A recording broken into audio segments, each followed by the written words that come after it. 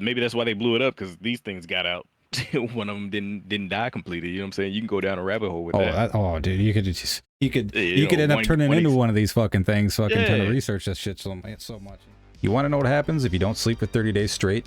Have you ever tried to stay up for more than a few days straight? Well, today in episode 1 on the Outlast Podcast, we're going to talk about what actually happened with the Russian sleep experiment. Today, as always, I got Da Vinci Black as my co-host, and we are going to discuss exactly what the Russians did for tactics as far as keeping these prisoners of war awake for 30 days straight. Let's talk about it.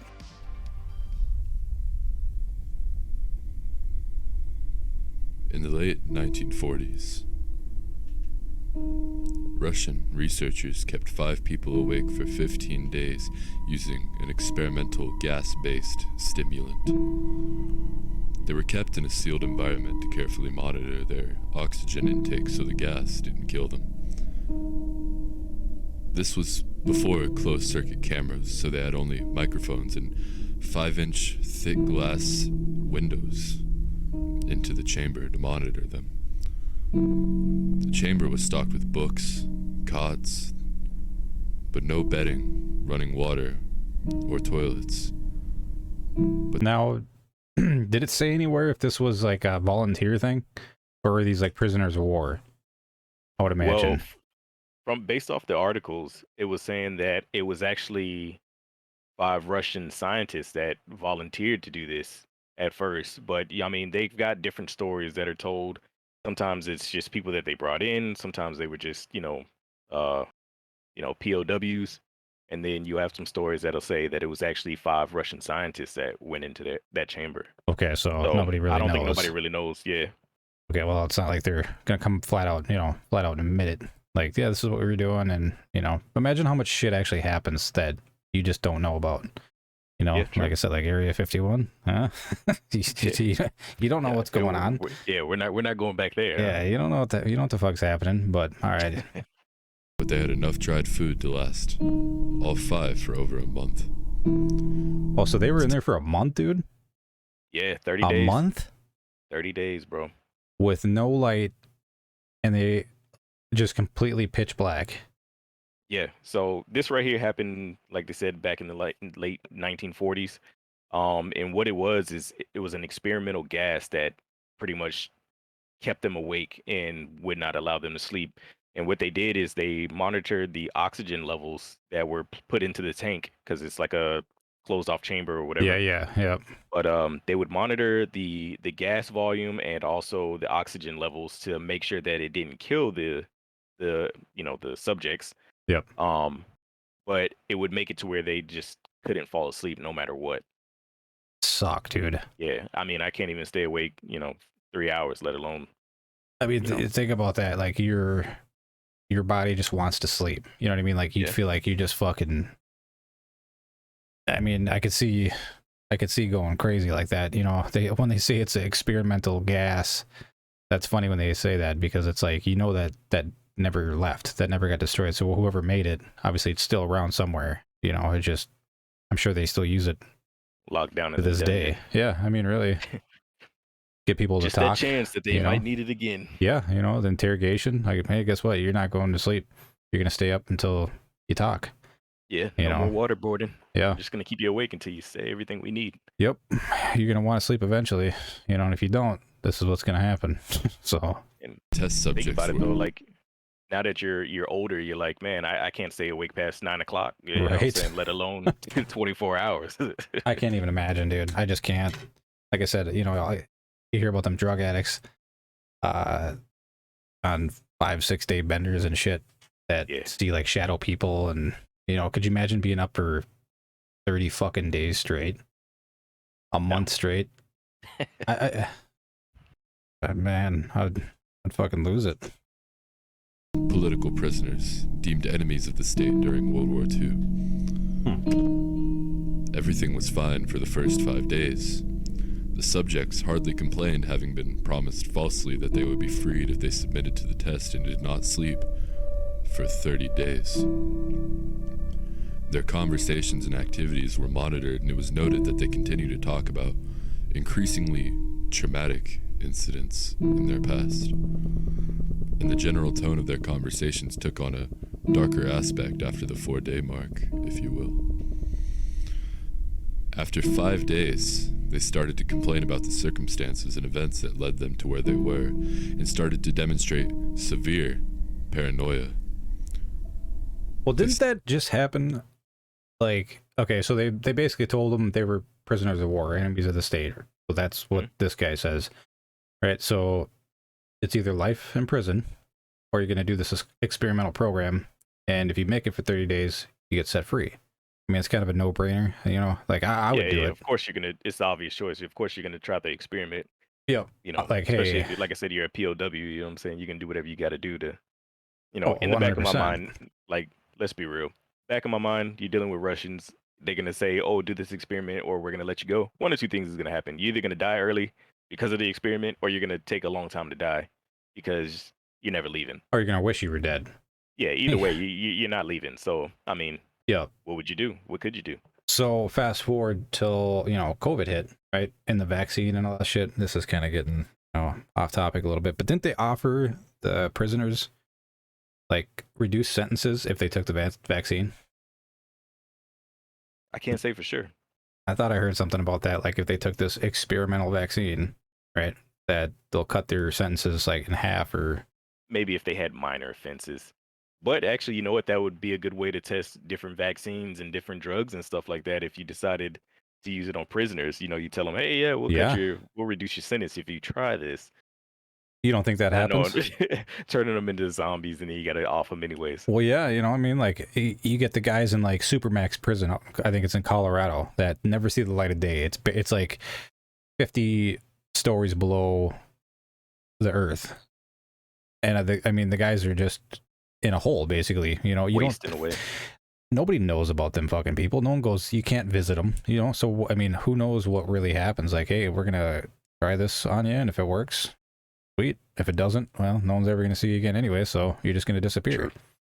So, and not to forget, there's two different type of, like, sleep deprivation. You got acute sleep deprivation, which is if you stay up for about 2 days, and then you got chronic sleep deprivation, which is an extended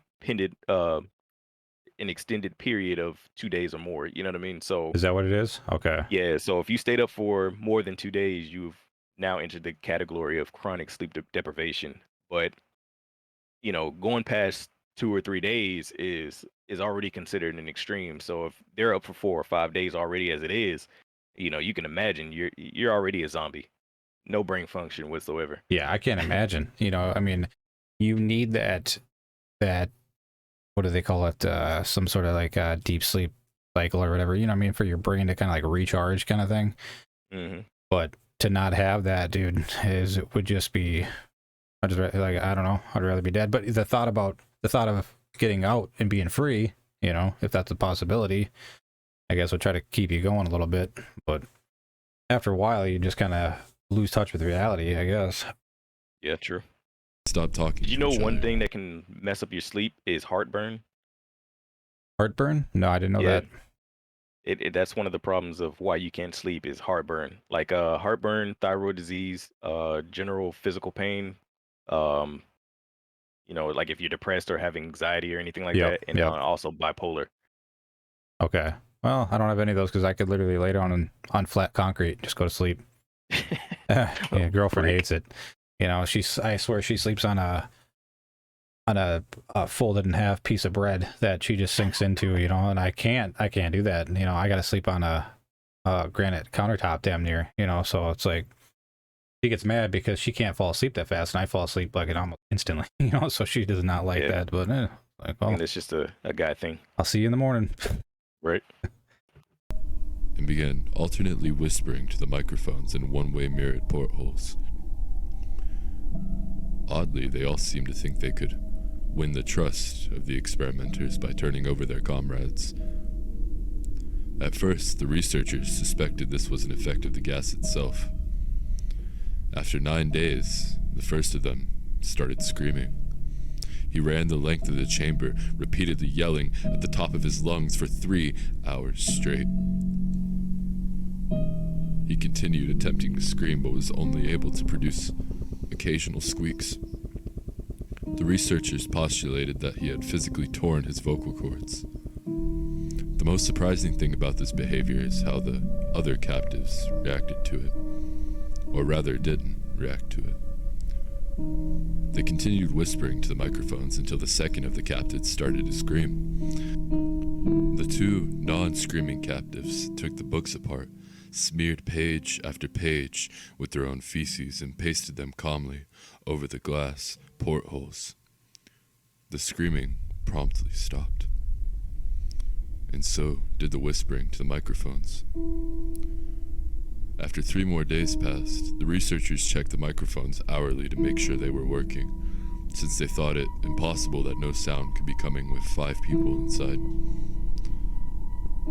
The oxygen consumption in the chamber indicated that all 5 must still be alive.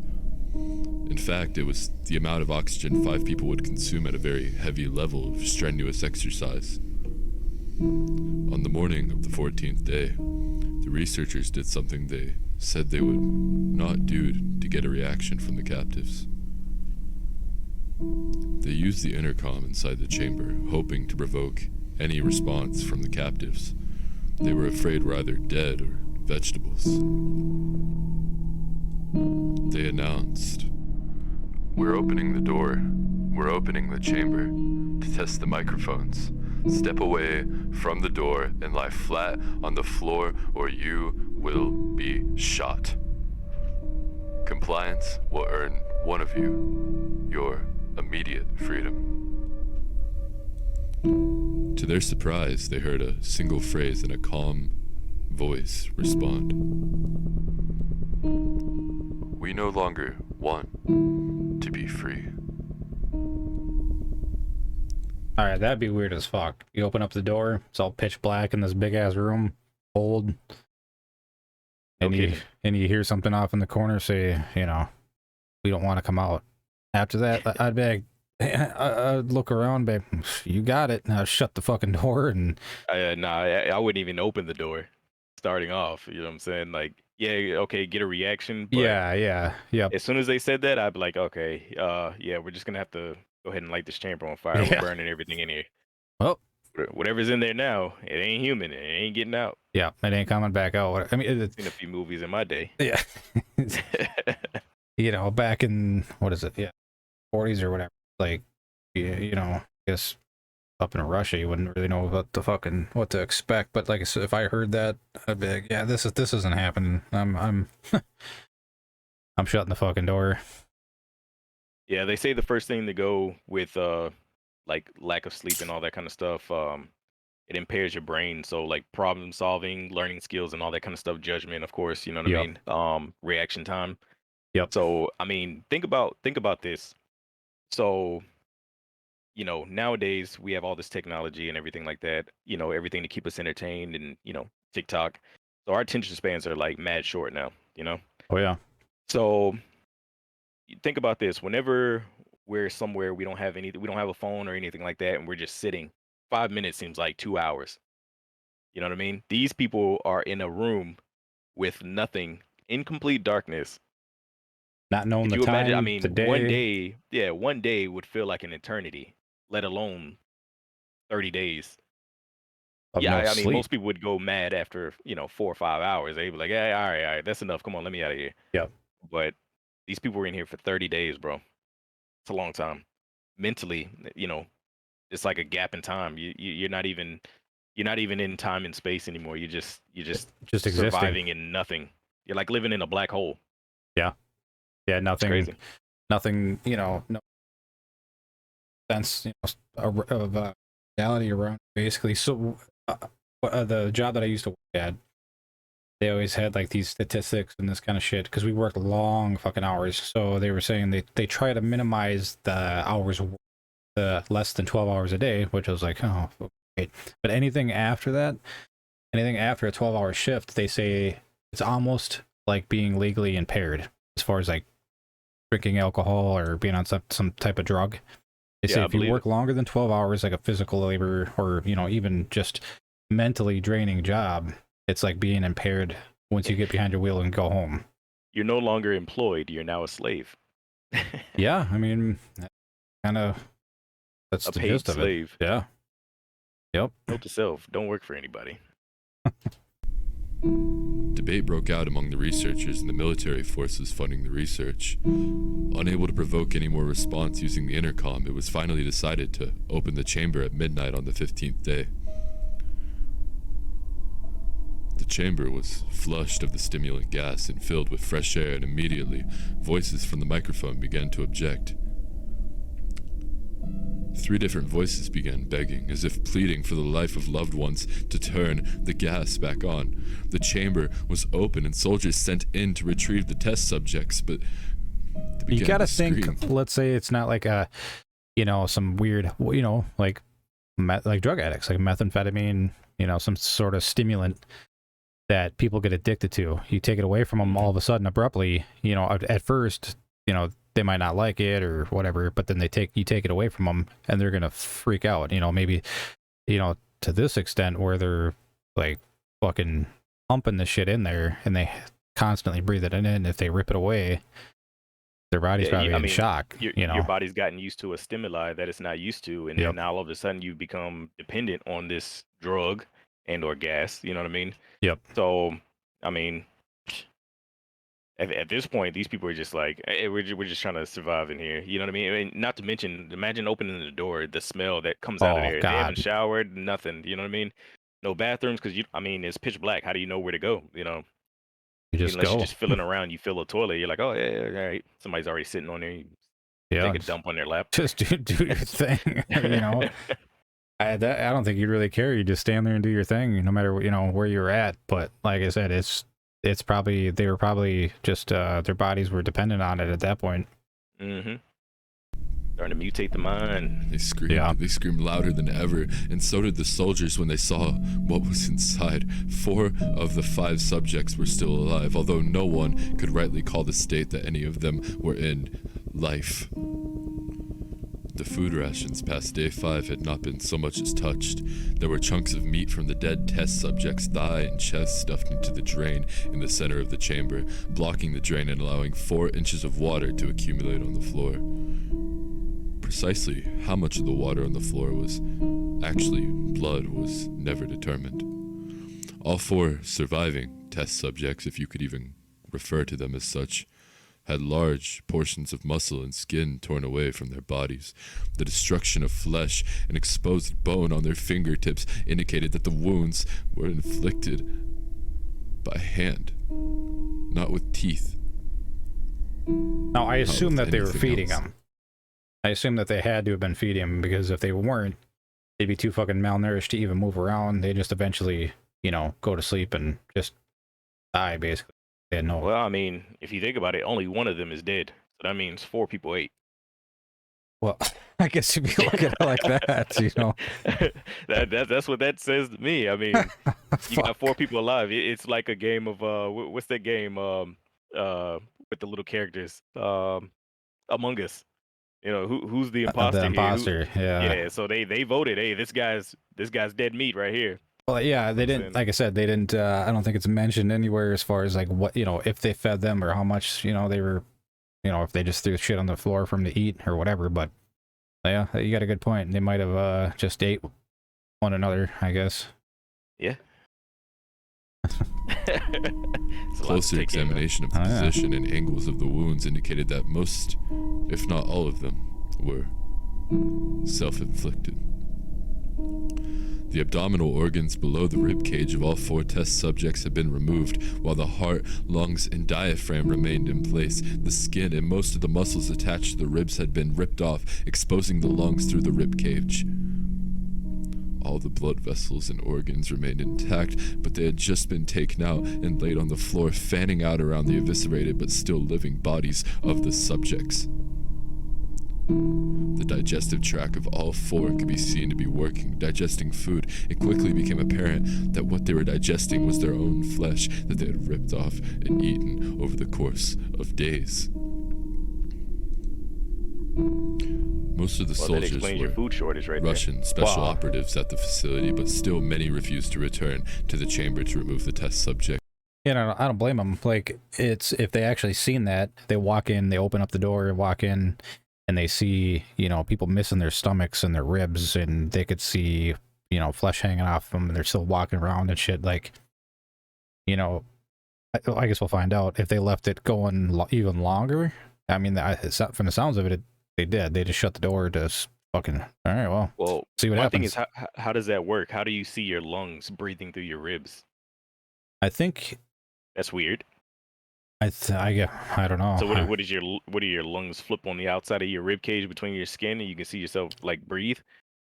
I think if your skin's missing, I guess I don't know. I'm not sure. I think you can see your lungs, right, through your rib cage. But if you don't have anything, I'm not sure how that works. But yeah, I don't know. I don't want to find out. A little iffy. No. They continued to scream to be left in the chamber, and alternately begged and demanded that the gas be turned back on lest they fall asleep. To everyone's surprise, the test subjects put up a fierce fight in the process of being removed from the chamber. One of the Russian soldiers died from having his throat ripped out. Another was gravely injured by having his testicles ripped off and an artery in his leg severed by one of the subject's teeth. And that's a vasectomy for you. Another 5 of the soldiers lost their lives, if you count ones that committed suicide in the weeks following their experience. In the struggle, one of the 4 living subjects had his spleen ruptured and he bled out almost immediately. The medical researchers attempted to sedate him, but this proved impossible. He was injected with more than 10 times the human dose of a morphine derivative and still fought like a cornered animal, breaking the ribs and arm of one doctor. When heart was seen to beat for a full 2 minutes after he had bled out, to the point there was more air in his vascular system than blood. Even after it stopped, he continued to scream and flail for another 3 minutes, struggling to attack anyone in reach and just repeating one word. More. That sounds like a method. And over. Weaker. Yeah. Weaker, until he finally fell silent. The surviving 3 test subjects were heavily restrained and moved to a medical facility, the 2 with intact vocal cords continuously begging for the gas, demanding to be kept awake. The most injured of the 3 was taken to the only surgical operating room that the facility had. In the process of preparing the subject to have his organs placed back within his body, it was found that he was effectively immune to the sedative that they had given him to prepare him for the surgery. He fought furiously against his restraints when the anesthetic gas was brought out to put him under. He managed to tear most of the way through a 4-inch wide leather strap on one wrist, and even though the weight of a 200-pound soldier was holding that wrist as well, it took only a little more anesthetic than normal to put him under, and the instant his eyelids fluttered and closed, his heart stopped.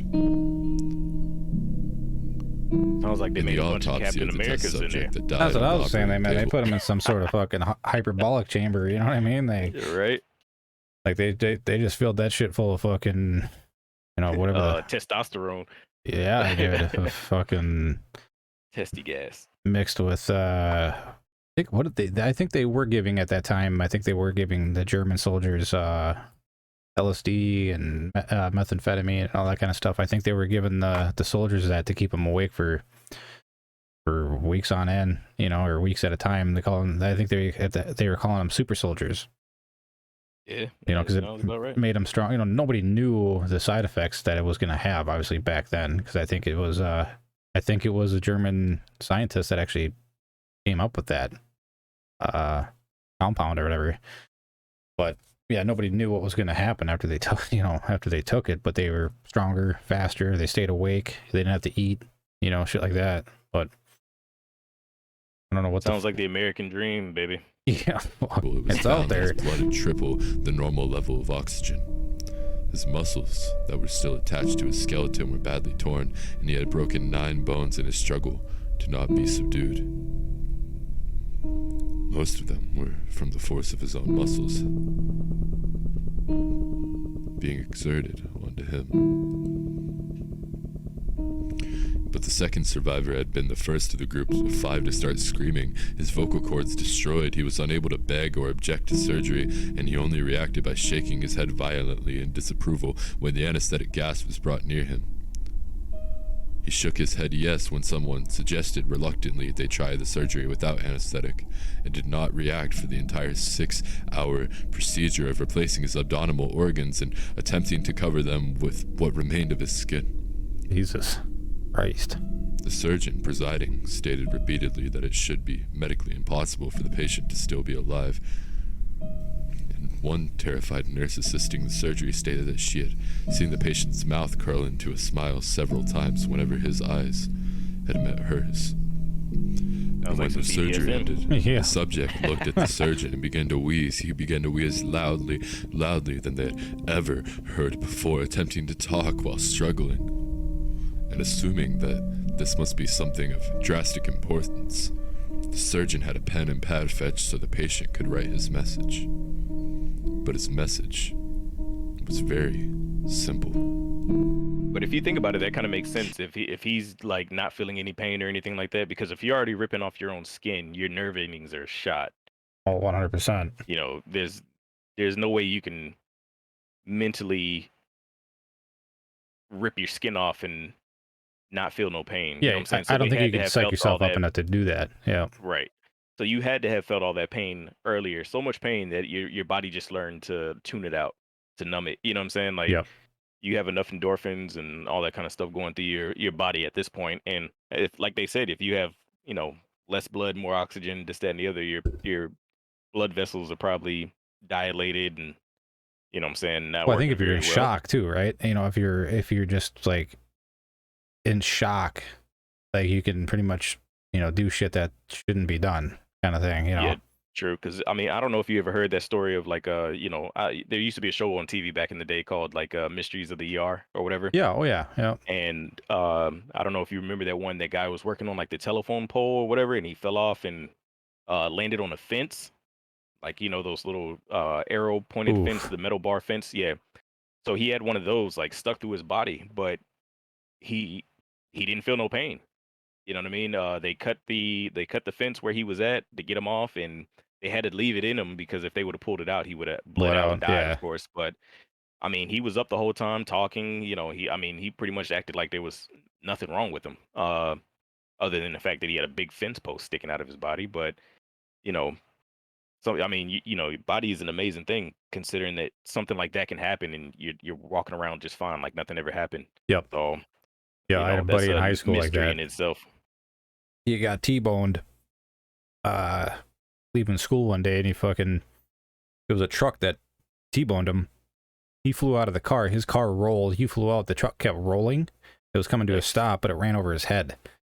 Oh, snap. Well, he got up and he was walking around, but he didn't know, like, he just wanted to go home. Like, he didn't know what was going on. Like, people were like, you know, holy shit, Mike, you just got your fucking head ran over by fucking Silverado. You know, they're trying to get him to sit down, and like he just wouldn't do it. You know, he didn't know what was going on. Like, so he got messed up pretty good, but he was in shock. You know, he can't finally. First name Super, last name Man.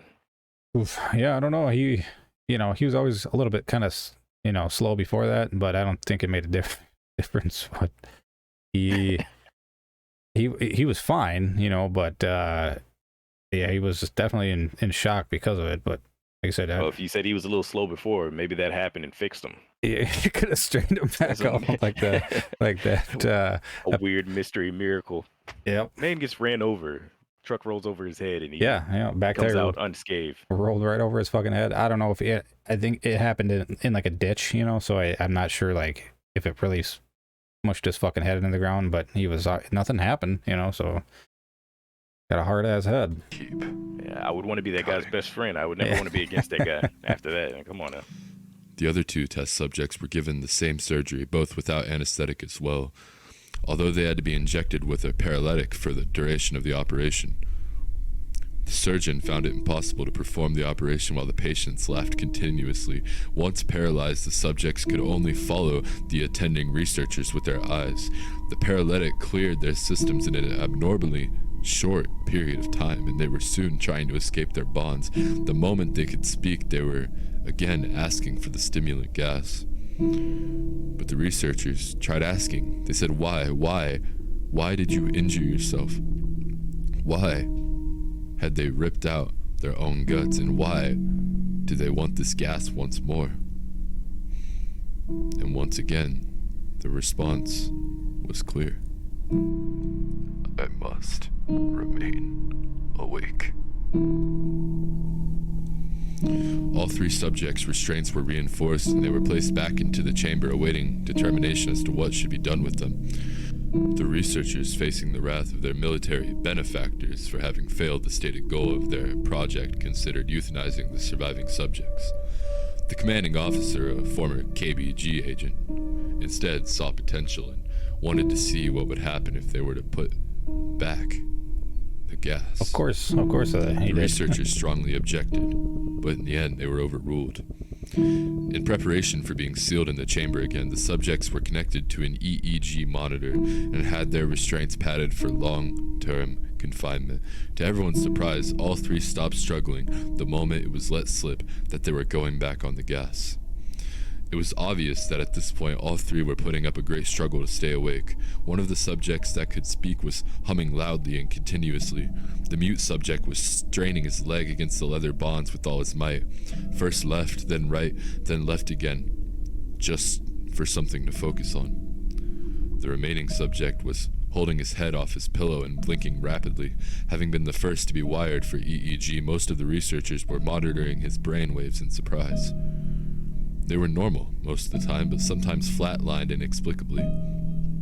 It looked as if he were repeatedly suffering from brain death before returning to normal. As they focused on papers scrolling out of the brainwave monitor, only one nurse saw his eyes slip shut at the same moment his head hit the pillow. His brainwaves immediately changed to that of a deep sleep, then flatlined for the last time as his heart simultaneously stopped. The only remaining subject that could speak started screaming to be sealed in now. His brainwaves showed the same flat lines as one who had just died from falling asleep. The commander gave the order to seal the chamber with both subjects inside, as well as 3 researchers. One of the named 3 immediately drew his gun and shot the commander point blank between the eyes. Oh my gosh, the horror. He turned the gun on the mute subject and blew his brains out as well. He pointed his gun at the remaining subjects still restrained to a bed as the remaining members of the medical and research team fled the room. I won't be locked in here with these things. Not with you. He screamed at the man strapped to the table. What are you? Who are you? He demanded. I must know. The subject smiled.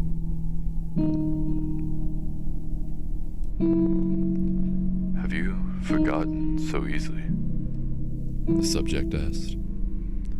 We are you.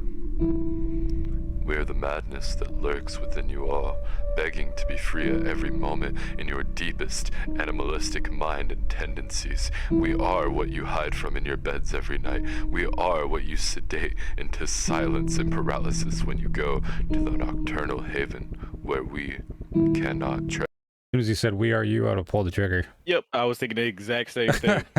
I was sitting there listening to it. I was like, you know what? I wouldn't even have let him start. As soon as he'd have said, "You know who we are." I mean, if it looked like that, and you ask him a question like, who are you? What, what, why do you want to go back? They said, whatever. They said, "We are you. We are the darkness." Bang. Yeah. Nope. Yep. Yeah. No. Lights out. Yep. I wouldn't even had to even ask the question. I just would have blasted everybody. Yep. Especially you drag something like that out of the fucking chamber that looks like that. Yeah. Throw it back in. See, if you think about it, it makes sense why they would want to stay awake, because being awake that long, you know what I mean? Your body knows it wants to rest, and it's almost, how one of those things, like you stayed up so long that you're overtired. You're overtired, and when you go to sleep, you almost feel like you got the best sleep of your life when you get up the next day. Yep. But in their case, they've been awake for so long that if they do go to sleep, their body will just shut down because it's been in overdrive for 30 days straight. So every organ, including your brain, is gonna want to just rest and not do anything. So I mean, it makes sense why they would want to stay awake. But yeah, that whole speech that you gave right there, nah. Yeah, and especially if they were addicted to that gas, like it's obviously sounds to me like it was some very strong stimulant addicting shit, that they just got hooked on and they did not want to live without it. Well, to me, they didn't want to get off of it because if they knew that if they fell asleep, they would die. True. Me, I'd just be like, hey man, just put me out. Yeah, 100%. But by that time, you've turned them into the ghouls, goblins, whatever. Yeah, so you aren't you anymore, so you wouldn't know not. what to say, or you wouldn't even be in that state of mind anymore. But yeah, for some fucking thing like that to say we are the darkness, yeah. Yeah, especially looking like that. As soon as he rolled his eyes over at me, I'm oh, bang. The researcher paused, then aimed at the subject's heart and fired. The EEG flatlined as the subject weakly choked out. I'd have had to hit him with a John Wick double tap. Free.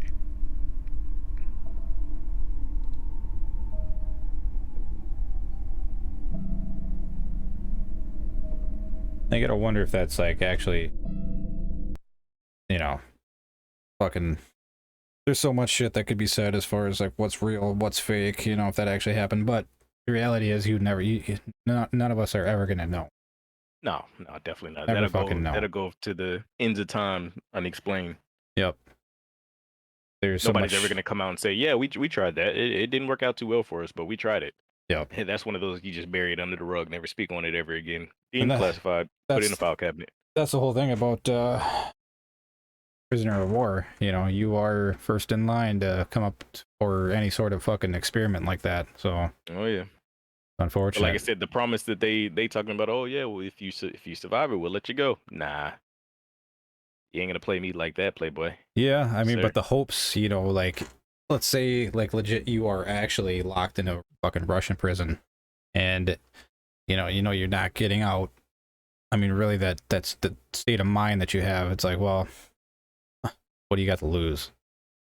I mean, really, it's other than trying to escape.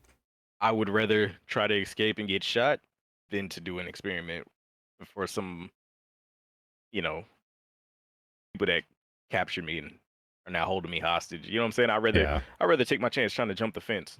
It's the gun line, boss. Yeah. I'd rather just take my chances that way and just get one in the back or, whatever. I might get shot. I might be able to make it across the border. You never know. At least I had a chance. It's 50-50. This one right here, you're 100% going to die. I'm sure they never told them, like, what the experiment's going to be or, or maybe they did in the beginning, like, hey, we're going to lock you in here. You're not going to go to sleep for 30 fucking days, Yeah.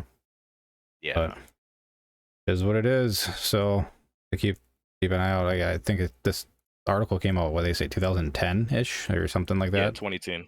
Yep. Okay, so that's what? And people are still trying to figure out whether it's real or not, or whether somebody just made up this whole story or whatever. But I don't remember. Honestly, at that time, 1940s, whatever. That's what I'm saying. In the day, what, 60 years later? Times, yeah. Or 70 years later, yeah.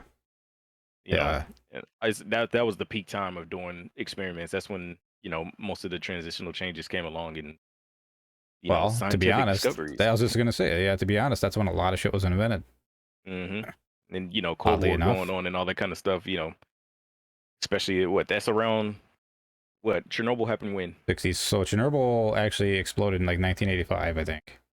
Yeah, so it's not too far off. I mean, it's a couple years later. You know what I mean? So. Yep. But. Or a couple years before. Yeah. But 1940s. It happened. 1980s. Chernobyl. Yeah. Yep. 85. Yeah. When the reactors. Maybe that's why they blew it up, because these things got out. One of them didn't die completely. You know what I'm saying? You can go down a rabbit hole with that. Dude, you could just. you could end up turning into one of these fucking things. Fucking trying to research this shit so much. Could you imagine, like, you just living your life? Because there was a like a small town there or whatever. You're just going outside, hanging your laundry up, and then all of a sudden you see one of these things run by. Oh God, we are you. Laughing as they run by. Yeah, we are no. you in the darkness. Nah. Jeepers creepers. Yep, like I said, man, I'm sure there's a lot of fucking experiments going on in them prison, especially like third world countries. You know, like oh yeah, definitely. If the U.S. they got their policies, you know, want to test a experimental drug or something like that, I'm sure they slip over to another country somewhere and be like, hey, we'll pay you this amount of money if you let us, you know, try this out on some of your prisoners. And look, not even the prisoners, just a small town. Yeah, some of those little backwood areas. You know what I'm saying? Place where it's just no type of government or anything like that. It's easy to just slip in, try something. You don't even have to even know, make it known that you're there. Shoot them in the neck with a dart. In the water source, you shoot them in the neck with a dart or something like that. Put something in the water source, and all of a sudden everybody starts freaking out. Yep. Next thing you know, they're like, "Oh, this crazy storm took out this whole area." Nah. Yeah. And you would not be the wiser. You know, you just believe what you see on the news. Oh my God, there was a huge, earthquake or fire or whatever, some natural disaster that happened in some country that you've never heard of, Atlantis. Yeah. Yeah. They gave them an experimental drug. They all went crazy. Sink them. Yep. Blow them up. Sink them. Go. But yeah. So yeah, man. I guess we'll have to keep an eye on this and kind of see where it goes. Like I said, it came out almost 13 years ago. The article did. So I highly doubt there's going to be any new discoveries on anything that happened over there. But you never know. Yeah. Well, moral of the story: never get tested on a. As a POW, you never do an experiment to get your freedom. It's not going to work out well for you. Don't do drugs. Don't do drugs, kids. Don't do drugs. Scruff McGruff. Yeah, don't do drugs. You'll stay out of prison and you'll stay out of the fucking sleep chamber. So. Right. All right, that's it. Your uncle's boogeyman. Look at this thing's face, man. What's going on, everybody? If you're still here with us, we want to thank you for listening to today's episode. If you enjoy our content, we release new episodes every week. Make sure you hit that like button and don't forget to subscribe so you don't miss out on what's to come next week when we discuss a man who was buried alive.